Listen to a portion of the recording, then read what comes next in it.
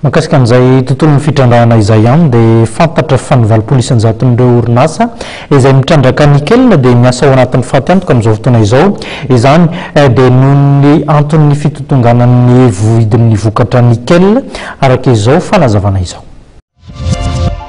Ny nickel aloha amintsika amin'ny teny izao dia midina be ny vidiny ary rehefa hoerin-taona izao no midina farany izay tena ambany ny vidin'ny nickel.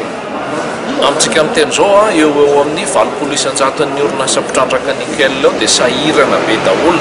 Ny ataoko hoe sahirana be dia orinasa mihodina à perte angamba hozy izy no filaza azy.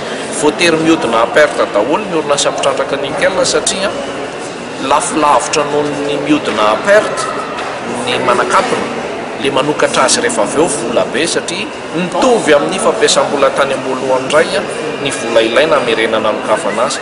Ka amintsika amin'ny teny izao zany ny ankamaroan'ny orinasa dia sahirana dolodolo miezaka mameno fandaniana sy miezaka mampindina ny maso-karena mba ho kelikely ny faty antoka.